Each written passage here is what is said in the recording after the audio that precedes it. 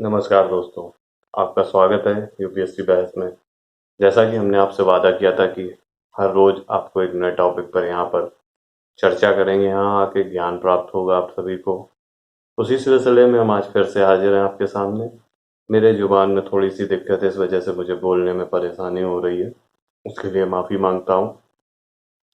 चलिए शुरू करते हैं आज का टॉपिक। आज का टॉपिक है चीफ मिनिस्टर। जैसा कि मौसम ही चल रहा है इस समय चुनाव के नतीजे आने का, उसी सिलसिले में हमने ये एक चीफ मिनिस्टर टॉपिक को लिया है ताकि आप तक ये जानकारी पहुंच सके कि चुनाव के बाद जो मुख्यमंत्री पद पर नियुक्त होते हैं उनके पास कितनी पावर होती है, क्या फंक्शंस होते हैं, उनकी क्या रिस्पॉन्सिबिलिटी होती है, कैसे वर्क करते हैं। तो जैसा कि पंजाब में अप्रत्याशित रिजल्ट घोषित हुए हैं और आपके हास्य कवि जो उम्मीदवार थे, जो चीफ मिनिस्टर के चेहरे थे, भगवंत मान उनको चीफ मिनिस्टर का दर्जा हासिल होगा। और यूपी में भी एक अजीब सा पहली बार रिजल्ट आया, किसी पार्टी ने दूसरी बार पहली दफा यूपी के अंदर सरकार बनाई है, योगी आदित्यनाथ। चलिए जानते हैं चीफ मिनिस्टर कैसे बनते हैं। चीफ मिनिस्टर और गवर्नर प्रदेश के अंदर दो बड़े पद होते हैं, सर्वोच्च पद जिन्हें कहा जाता है।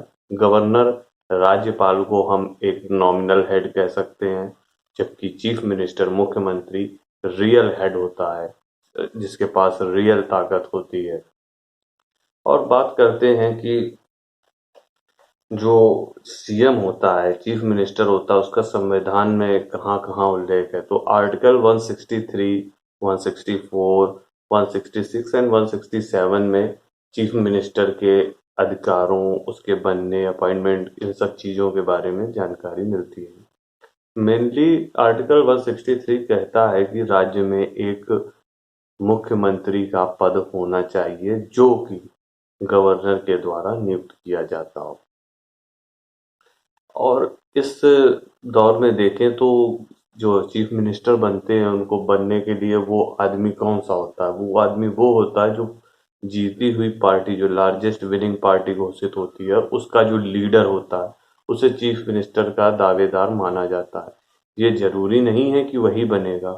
पहले संविधान में यहाँ भी लिखा है कि गवर्नर अपनी इच्छा के अनुसार किसी को चीफ मिनिस्टर बना सकता है, पर ऐसा होता नहीं है। अगर ऐसा होता तो जो चुनाव होते हैं उनका कोई मायने नहीं रह जाता। हाँ, अगर कहीं पे बहुमत नहीं साबित होता है तो तब गवर्नर किसी को चीफ मिनिस्टर का पद संभालने के लिए आमंत्रण आमंत्रण देता है और उसको उस पद के लिए शपथ भी दिलाता है, लेकिन उसे एक समय सीमा दी जाती है कि उसके तहत उसे विधानसभा में अपनी दावेदारी या अपना जो बहुमत कहेंगे उसको पुष्टि करनी होगी कि हाँ, उसे लोग स्वीकार कर रहे हैं।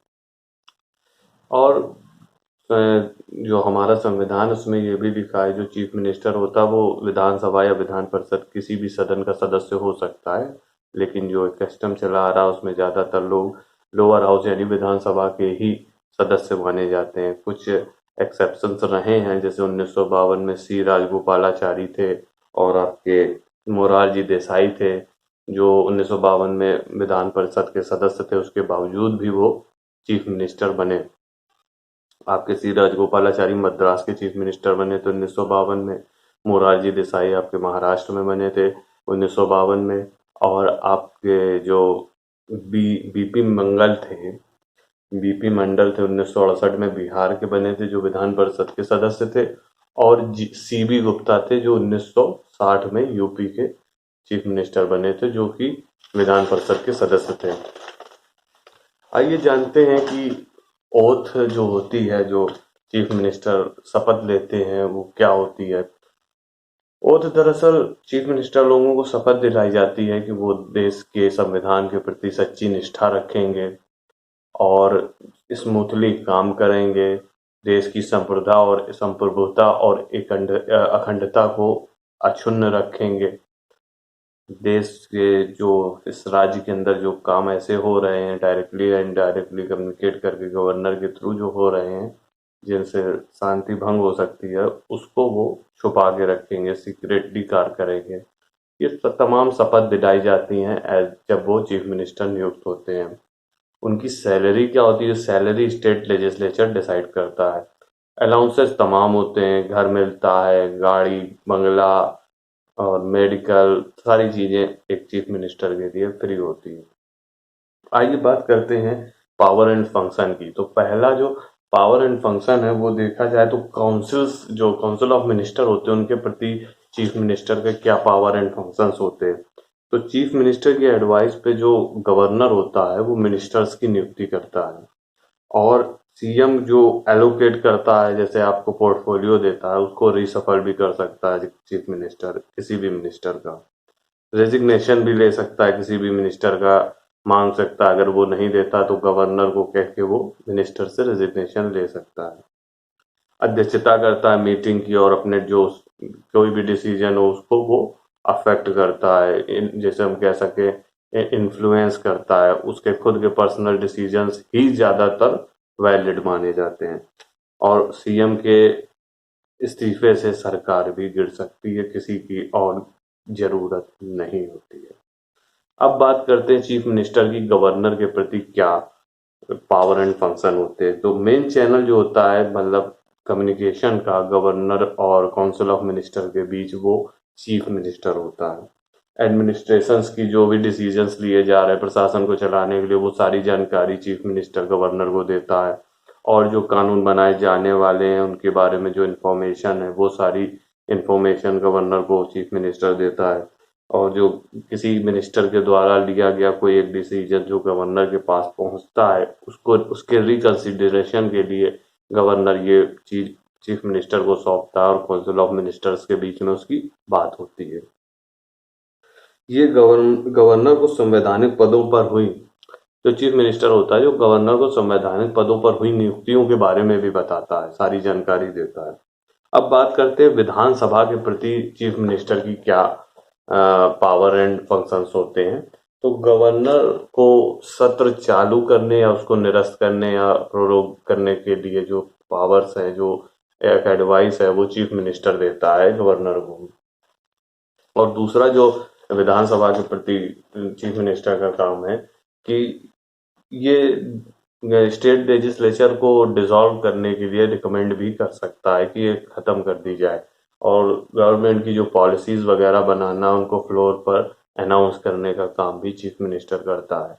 और इसके अलावा जो अदर पावर्स हैं, ये जैसे चीफ मिनिस्टर जो होता है चेयरपर्सन होता है स्टेट प्लानिंग कमीशन का, और वाइस चेयरपर्सन होता है आपका जोनल काउंसिल्स का, जिनके हेड होते हैं होम मिनिस्टर, और मेंबर्स होता है इंटर स्टेट काउंसिल्स का। आप जैसे कोई डिजास्टर हो जाए या कोई इमरजेंसी आ जाए तो उसमें मेन मैनेजर के रूप में काम करता है चीफ मिनिस्टर, और ये पॉलिटिकल हेड होता है किसी भी गवर्नमेंट का, स्टेट गवर्नमेंट की सर्विसेज का पॉलिटिकल हेड होता है चीफ मिनिस्टर। इतनी सारी इसके ऊपर पावर एंड फंक्शंस होते हैं चीफ मिनिस्टर के। और बात यहाँ पर खत्म नहीं होती है कि चीफ मिनिस्टर्स के इतने पावर एंड फंक्शंस होते हैं। ये सारी चीजें उसको इसलिए दी जाती हैं ताकि वो सही से और अच्छे से समाज का और देश का हर उस वर्ग का ख्याल रख सके जिसके लिए उसे उस पद पर बुलाया गया है, बैठाला गया है। और बात यहाँ पर चीफ मिनिस्टर की नहीं है। चीफ मिनिस्टर एक तरीके से संवैधानिक पद है जिसकी गरिमा होती है, जिसके अपने कुछ कस्टम्स होते हैं, जिसके अपने कुछ विचार होते हैं। इन सब को बड़े अच्छे ढंग से निभा पाना ही एक गुड चीफ मिनिस्टर की पहचान होती है। और जैसा कि हम सभी जानते हैं, आजकल पॉलिटिक्स को करप्ट कर दिया है कुछ नेताओं ने अपने हित को साधने के लिए। ये बहुत ही गंदा और विचारणीय तथ्य है कि ऐसा क्यों कर रहे हैं वो, ऐसा उन्हें नहीं करना चाहिए। और हम इसी के साथ अलविदा लेते हैं आपसे। आपको ये वीडियो कैसे लगी हमें ज़रूर बताएं। अच्छी लगी तो लाइक करें, सब्सक्राइब करें, शेयर करें।